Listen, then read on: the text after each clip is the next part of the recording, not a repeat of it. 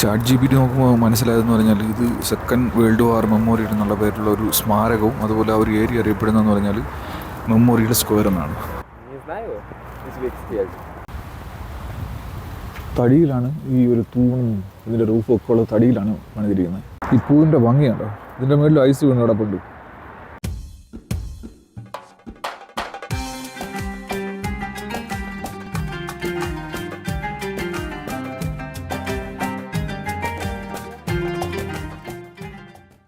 Hi friends, എല്ലാവർക്കും നമസ്കാരം. പുതിയൊരു വീഡിയോയിലേക്ക് സ്വാഗതം. തൊട്ട് മുമ്പുള്ള വീഡിയോ നമ്മുടെ താഷ്കണ്ട് TV ടവറിൻ്റെ വീഡിയോ ആയിരുന്നു. അപ്പോൾ അടുത്ത പ്രോഗ്രാം എന്ന് പറഞ്ഞാൽ ഇപ്പോൾ 12:30 നമുക്ക് ബാക്കിയുള്ള കുറച്ച് സിറ്റി കാഴ്ചകൾ കാണാനുണ്ട്. നേരെ നമുക്ക് ഇൻഡിപെൻഡൻസ് സ്ക്വയറിലോട്ട് പോവാം.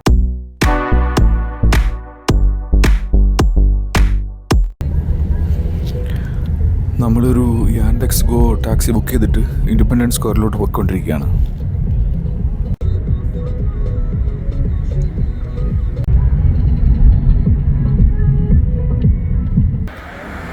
ഇൻഡിപെൻഡൻസ് സ്ക്വയറാണ് നമ്മൾ യാൻഡെക്സിൽ ബുക്ക് ചെയ്തത്. പക്ഷേ പകുതി വഴിയിൽ ആൾ ഇറക്കി വിട്ട് നമ്മൾ ഇവിടുന്ന് വീണ്ടും ഇനി 1 കിലോമീറ്റർ കാണിക്കുകയാണ്. എന്തായാലും നമ്മൾ വേറൊരു യാൻഡെക്സ് ബുക്ക് ചെയ്ത് അങ്ങനെ വെയിറ്റ് ചെയ്തിരിക്കുകയാണ്.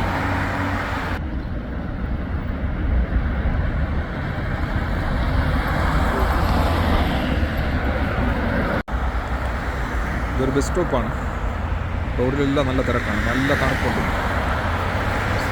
0 ഡിഗ്രിയാണ് ഇപ്പോൾ കാണിക്കുന്നത് ക്ലൈമറ്റ്, വെതർ.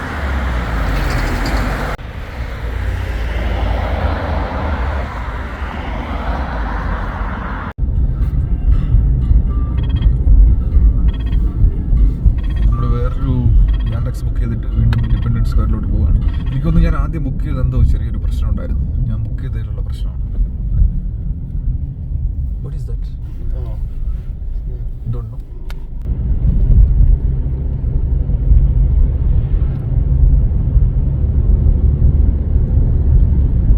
അങ്ങനെ നമ്മൾ രണ്ടാമത് കറക്റ്റ് സ്ഥലത്ത് തന്നെ എത്തി. ആ ദൂരെ കാണുന്നതാണ് ഇൻഡിപെൻഡൻസ് സ്ക്വയർ. ആ കാണുന്നില്ലേ, ആ ഒരു ആർച്ച് കാണുന്നില്ല, അതാണ് ഇൻഡിപെൻഡൻസ് സ്ക്വയർ. ഇവരുടെ സ്വാതന്ത്ര്യമായിട്ട് ബന്ധപ്പെട്ട്, അതായത് ഇവർക്ക് സ്വാതന്ത്ര്യം കിട്ടിയതുമായിട്ട് ബന്ധപ്പെട്ട് ഉണ്ടാക്കിയ ഒരു സ്ക്വയറാണ്.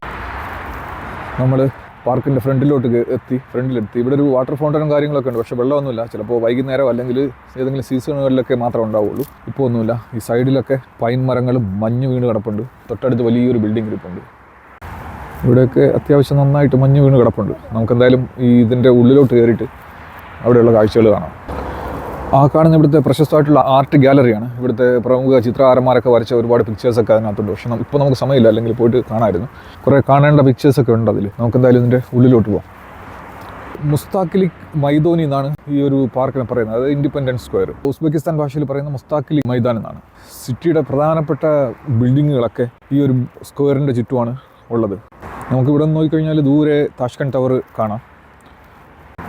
ഇവർക്ക് സ്വാതന്ത്ര്യം കിട്ടുന്നതിന് മുമ്പ് സോവിയറ്റ് യൂണിയൻ്റെ ഭരണകാലത്തിൽ ലെനിൻ സ്ക്വയർ എന്നാണ് ഈ ഒരു സ്ക്വയറിൻ്റെ പേരായിരുന്നത്. അതിനുശേഷം സ്വാതന്ത്ര്യം കിട്ടിയതിന് ശേഷമാണ് അതിൻ്റെ പേര് മാറ്റിയിട്ട് ഇൻഡിപെൻഡൻസ് സ്ക്വയർ എന്ന് മാറ്റിയത്.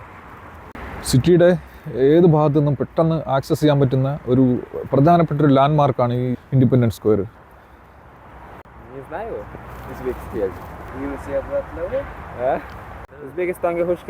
ഇത് ഇൻഡിപെൻഡൻസ് സ്ക്വയറിൻ്റെ അണ്ടർഗ്രൗണ്ട് മെട്രോ സ്റ്റേഷനാണ്. അങ്ങോട്ട് പോകുന്ന വഴിയാണിത്. നമുക്കെന്തായാലും പാർക്കിൻ്റെ ഉള്ളിലുള്ള കാഴ്ചകൾ പോയിട്ട് കാണാം. ഇതിൻ്റെ ഉള്ളിലുള്ളതെന്ന് പറഞ്ഞാൽ കുറേ മൊനുമെൻറ്റ്സും കാര്യങ്ങളൊക്കെയാണ് ഉള്ളത്. ഇത് ഇൻഡിപെൻഡൻസ് സ്ക്വയറിൻ്റെ മെയിൻ എൻട്രൻസ് ആണ്. എസ്കുലിക് ആർച്ച് എന്നാണ് ഇത് അറിയപ്പെടുന്നത്. അതുപോലെ സ്റ്റോർക്ക് എന്ന പേരിലുള്ള കൊക്കുകളാണ് ഈ ആർച്ചിൻ്റെ മേളിലുള്ളത്. ഈ മെയിൻ സ്റ്റാച്യു സ്വാതന്ത്ര്യത്തിന് വേണ്ടി ഫൈറ്റ് ചെയ്യുന്ന ഈ സ്റ്റോർക്ക് എന്ന് പറയുന്ന കൊക്കുകളുടെ ഒരു സ്റ്റാച്യു ആണ്. 16 മാർബിൾ തൂണുകളുണ്ട്. ഉസ്ബെക്കിസ്ഥാൻ്റെ 16 പ്രൊവിൻസുകളെ അല്ലെങ്കിൽ 16 പ്രവിശ്യകളെയാണ് ഈ തൂണുകൾ സൂചിപ്പിക്കുന്നത്.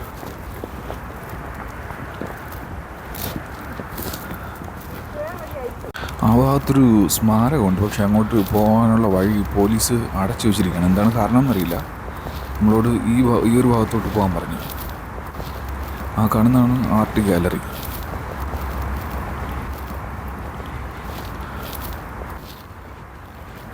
ആ ഒരു സ്ക്വയറിനകത്ത് ഒരു അമ്മയുടെ മുന്നിൻ്റെ ഒരു പ്രതിമയുണ്ട്. പക്ഷേ അവിടെ എന്തോ പ്രോഗ്രാം നടക്കുന്നുകൊണ്ടാണെന്ന് തോന്നുന്നു ബാരിക്കേഡ് വെച്ചിട്ട് നമ്മളിങ്ങനെ മറ്റു സൈഡിൽ കൂടെ ഉള്ളിലോട്ട് നടന്നുകൊണ്ടിരിക്കുകയാണ്.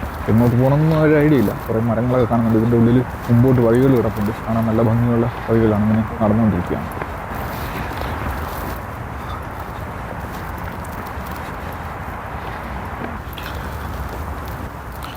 ഗൂഗിൾ മാപ്സിൽ നോക്കിയപ്പോൾ അവിടെ സെക്കൻഡ് വേൾഡ് വാർ മെമ്മോറിയൽ ഉണ്ടെന്നാണ് പറയുന്നത്. അവിടെയുള്ള സംഭവത്തിൻ്റെ പേര് സെക്കൻഡ് വേൾഡ് വാർ മെമ്മോറിയൽ എന്നാണ്. നമുക്ക് അങ്ങോട്ട് പോയി നോക്കാം. അതിൻ്റെ ഡീറ്റെയിൽസും കൂടെ ഞാൻ നോക്കിയിട്ട് പറഞ്ഞുതരാം. ChatGPT നോക്കുമ്പോൾ മനസ്സിലായതെന്ന് പറഞ്ഞാൽ ഇത് സെക്കൻഡ് വേൾഡ് വാർ മെമ്മോറിയൽ എന്നുള്ള പേരിലുള്ള ഒരു സ്മാരകവും അതുപോലെ ആ ഒരു ഏരിയ അറിയപ്പെടുന്നതെന്ന് പറഞ്ഞാൽ മെമ്മോറിയൽ സ്ക്വയർ എന്നാണ്. ഒരു അണയാത്തൊരു വിളക്കുണ്ട്, ഒരു ദീപമുണ്ട്, പിന്നെ അതിനെ നോക്കിയിരിക്കുന്ന ഒരു ദുഃഖിതമായിട്ടുള്ള ഒരു അമ്മയുടെ ഒരു പ്രതിമയുണ്ട്.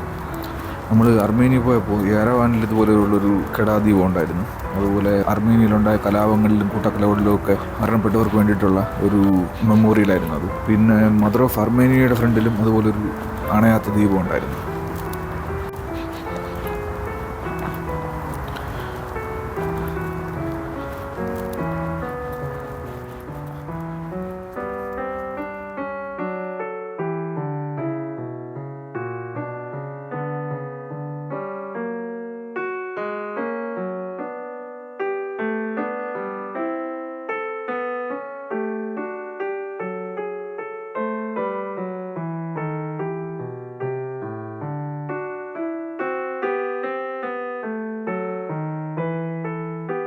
ഈ വഴിയുടെ രണ്ട് വശത്തും ഒരു ഭിത്തി പോലത്തെ ഒരു സംഭവമാണ്.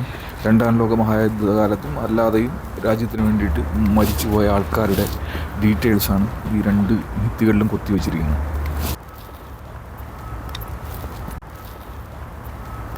ഈ പൂക്കളുണ്ടോ മണ്ണ് വീണിട്ട് ചീത്തയായിപ്പോയി. ഇത് കണ്ടോ, ഇതൊരു റൂഫ് മാത്രമുള്ള ഒരു ഭിത്തി മാത്രമേ ഉള്ളൂ. ഇതിൽ രണ്ടാം ലോക മഹായുദ്ധ കാലത്ത് മരിച്ചുപോയ ആൾക്കാരുടെ ഡീറ്റെയിൽസാണ് ഇതിൽ എഴുതിയിരിക്കുന്നത്. അവരുടെ ഓർമ്മയ്ക്ക് വേണ്ടിയിട്ടാണ് ഈ ഒരു ഏരിയ, ഈ ഇൻഡിപെൻഡൻസ് സ്ക്വയറിൽ ഈ ഒരു ഏരിയ അവർക്ക് വേണ്ടിയിട്ടാണ് ഡെഡിക്കേറ്റ് ചെയ്തത്.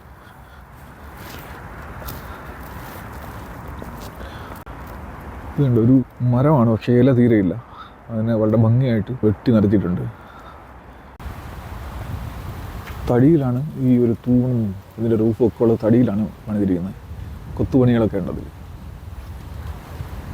മഞ്ഞ് വീഴുന്നുണ്ട്.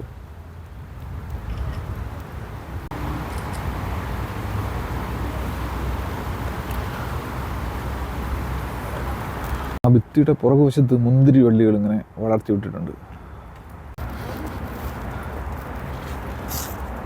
നമ്മൾ നടന്ന് ഇവരിങ്ങനെ ബാരിക്കേഡ് ചെയ്ത് വെച്ചിരിക്കുകയാണ് പാർക്ക്. നടന്ന് വേറൊരു വശത്തെത്തി. ഇതിൻ്റെ ഫ്രണ്ടിലൊരു ബിൽഡിംഗ് കാണുന്നുണ്ട്.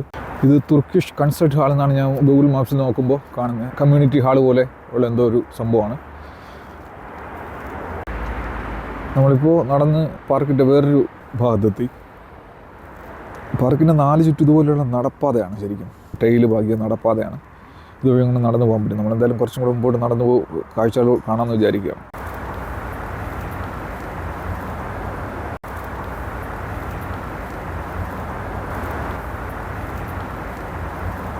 ഈ പൂവിൻ്റെ ഭംഗിയുണ്ടോ, ഇതിൻ്റെ മുകളിൽ ഐസ് വീണ് കിടപ്പുണ്ട്.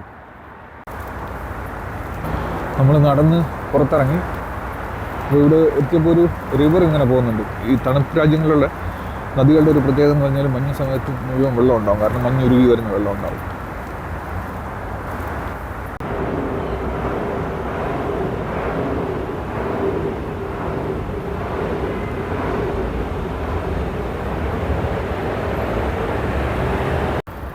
അപ്പോൾ ശരിക്കും നമുക്ക് ഇതിൻ്റെ ഉള്ളിൽ കയറി കാണാൻ പറ്റില്ല.